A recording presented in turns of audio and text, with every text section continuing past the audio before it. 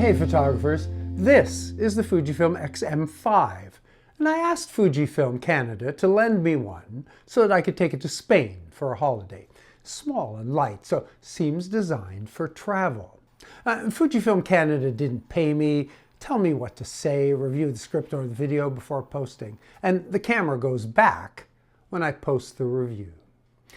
So full disclosure, I'm not sponsored. My only revenue comes from Google AdWords. No ads, no interruptions. So this is an interchangeable lens X-mount camera using Fujifilm's 4th generation 26 megapixel APS-C sized X-Trans sensor. Now, it's hard to call the M5 inexpensive, but the price and hardware components seem to suggest entry level. Other recent Fujifilm cameras use a 5th generation 40 megapixel sensor. And the M5 uses Fujifilm's older 126S battery and has a single SD UHS-1 card slot.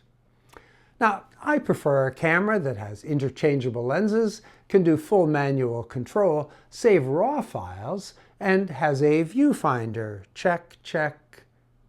But the M5 does not have a viewfinder. And the LCD does swivel up and down and flip out to face forward for selfies. And it is designed for ease of use. The mode dial suggests that you'll primarily use it in one or other auto mode. Manual is available, but it's not as easy to manage the shutter duration and aperture as other Fujifilm models.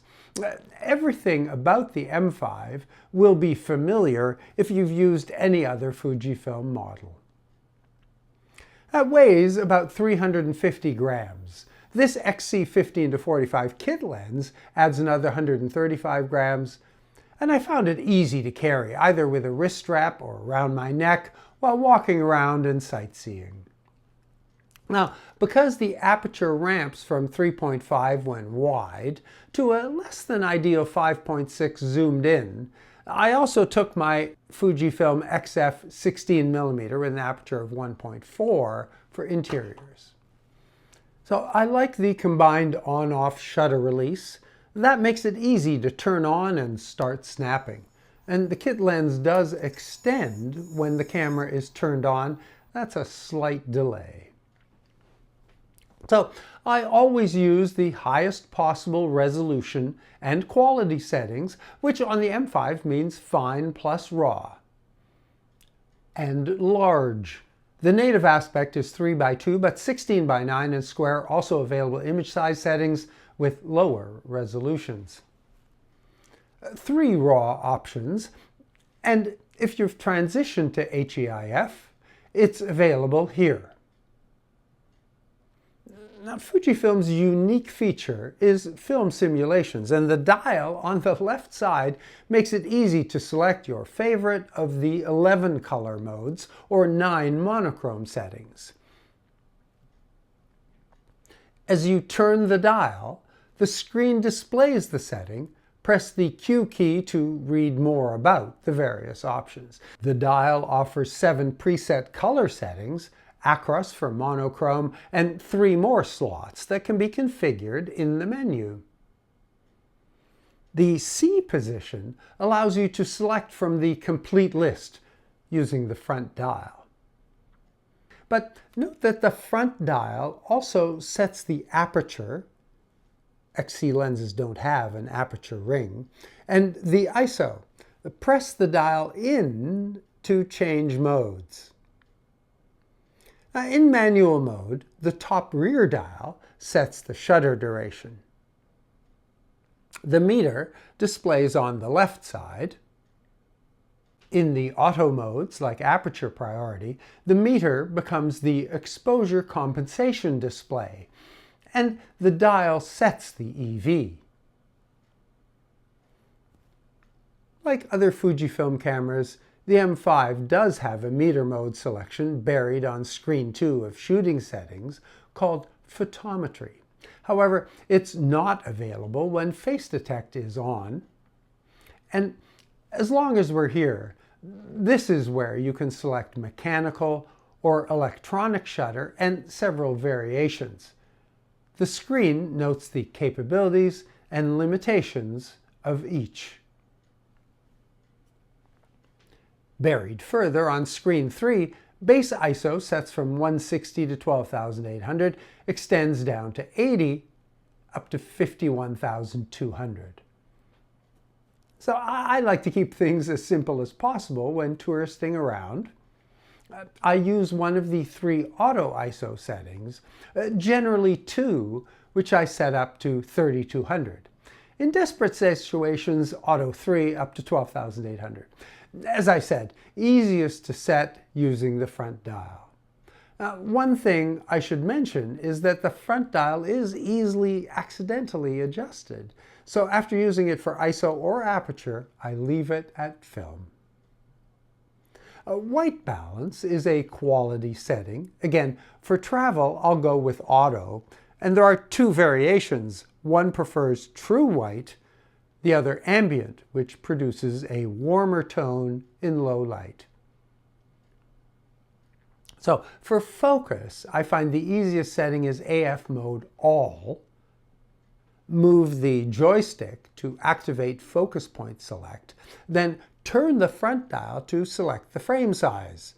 For simplicity, I typically leave it at wide, going to single point, which I can move as needed. Scroll down to screen 2 to set face detection with 4 eye options,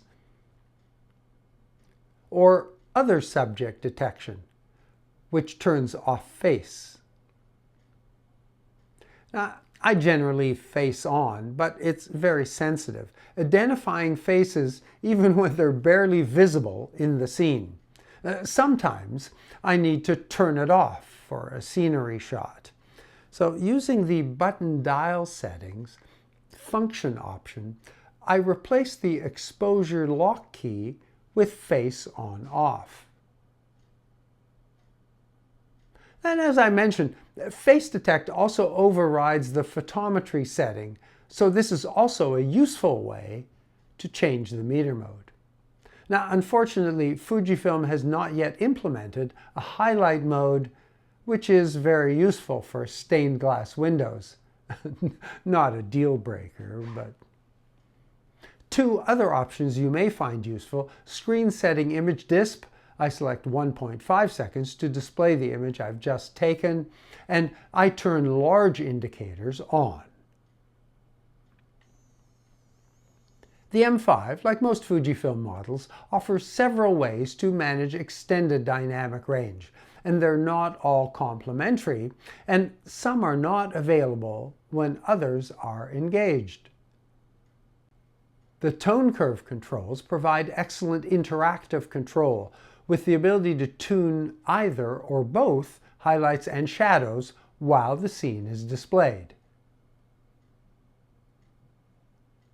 The dynamic range control offers 3 levels and auto, but I don't find this as useful as D-range priority, which disables both of the previous. And for travel, I use the auto setting, but occasionally a scene requires strong. And a few notes here. For the 400% dynamic range setting and the DRP strong setting, the minimum ISO is 640. And although these settings can be adjusted in playback raw conversion, those minimum ISOs also apply. And using D-range priority means dynamic range and tone curve also won't be available for raw convert.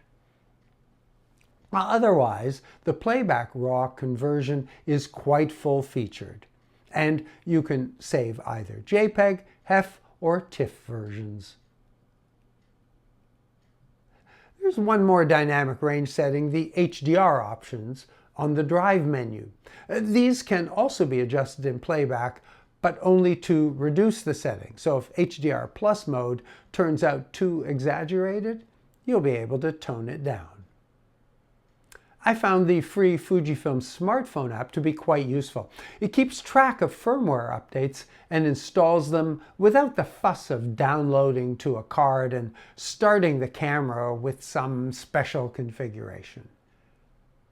It's also handy to transfer images to a phone for sharing with friends. Images to transfer can be selected on the camera or in the app. And you can also select all images to transfer, which happens in the background. The app can also set up geolocation for your images. Fujifilm did include the tripod grip, and although I did carry it around in my suitcase, I didn't use it. And yes, I'm a videographer, but I don't usually record video when I'm traveling. You will find a very capable video camera in the M5. And to record video, press the red button on top. Now, if you turn the dial to the video position, the menu changes to a video-centric version with more control and features like F-Log. And the dial also has a vlog setting. And in both video and vlog modes, the shutter release starts and stops recording.